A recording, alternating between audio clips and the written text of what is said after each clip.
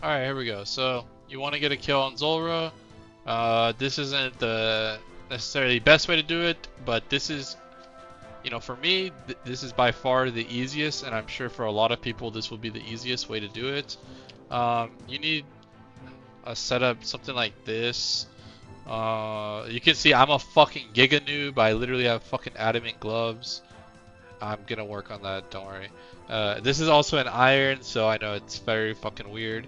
The reason I'm using the blue moons instead of Arams is like every now and then I'll do a gear switch or whatever, but all I'm doing is switching the crossbow for like when he's blue, and that's why I already have the bolts here. And then yeah, should work. I don't know how good it is. I don't know.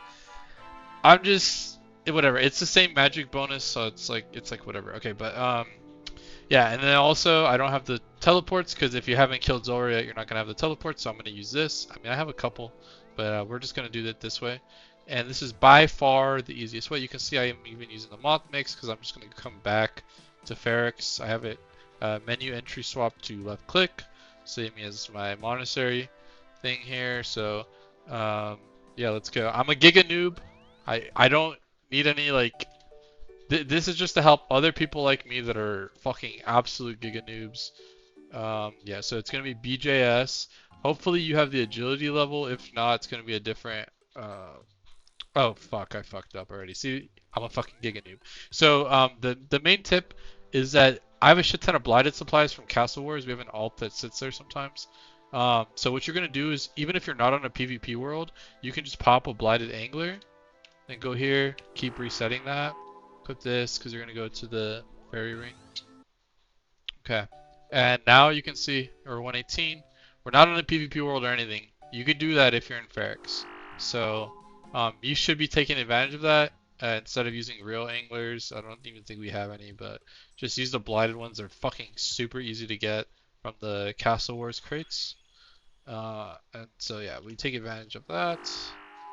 Uh, I mean, I don't think you need to, but it's definitely going to make the beginning part a little easier, a little less hectic. But all around, this is by far the easiest way to get your first Zulrah kill and then to continue to kill him. I don't have that many kills. I have like 60 or something. But this is what I do. And my recoil is probably going to break, but I have an extra one here.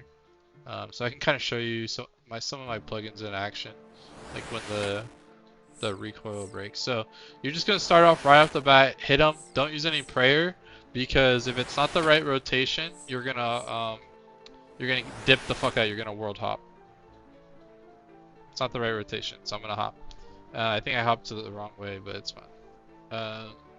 And when you hop, it's gonna reset your HP anyways, so you're good. Get ready to hop again. Just go here. So what we're looking for, don't worry about like if you don't know the rotations or anything, because I get it. This is for giga noobs like me. We don't know any of this shit. I'm not using the Zora help or nothing like that. All you're looking for is you see how he's green. He's gonna come up over here and he's gonna be green. So if he's green, we're doing it. Okay, he's not green. So we just hop. We're gonna keep hopping, and that's it. That's all we gotta do. And you'll see why. Because basically whatever he comes up as there, it indicates what rotation it is. And we only want to do one specific rotation because we are not going to be sweating.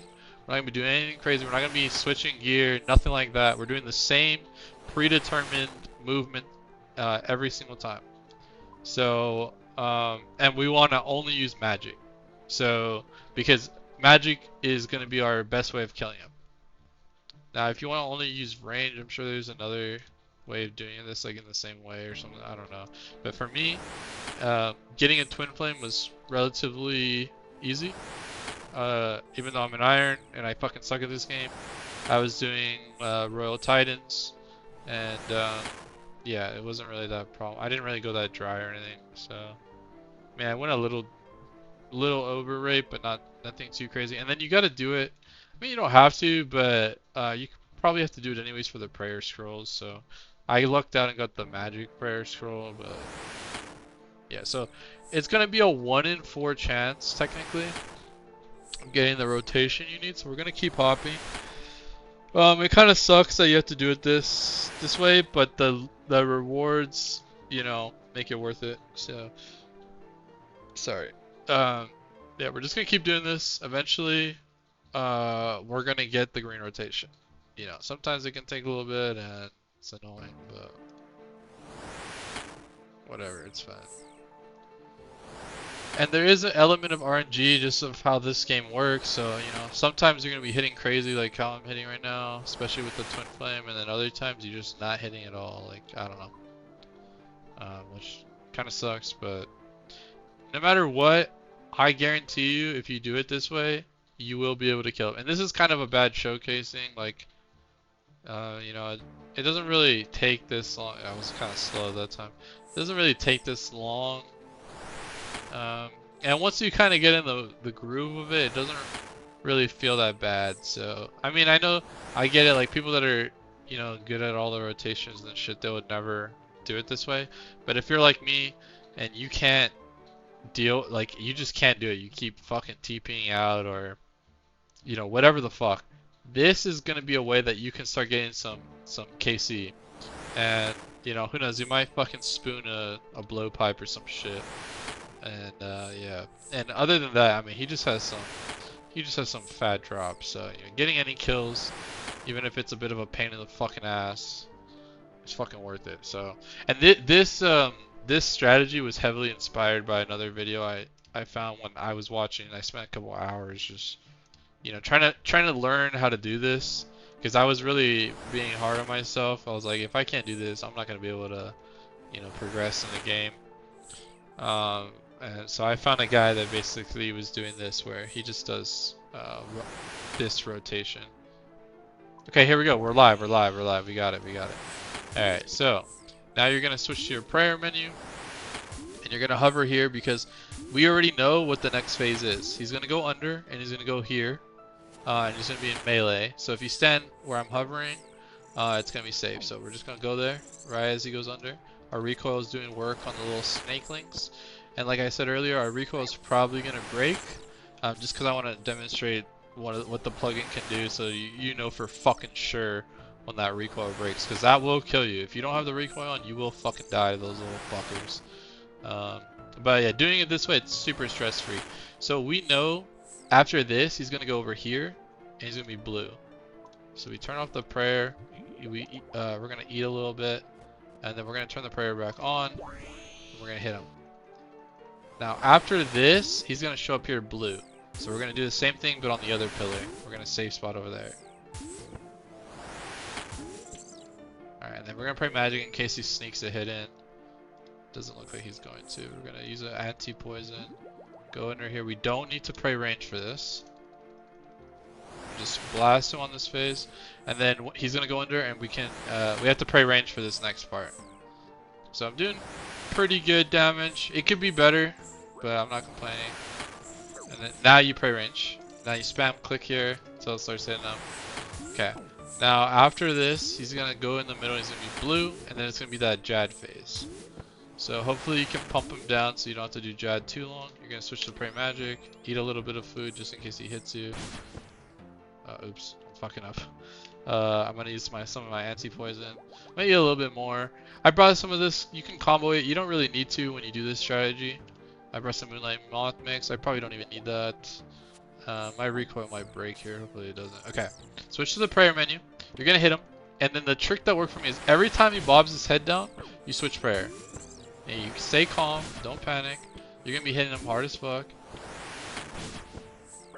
Okay.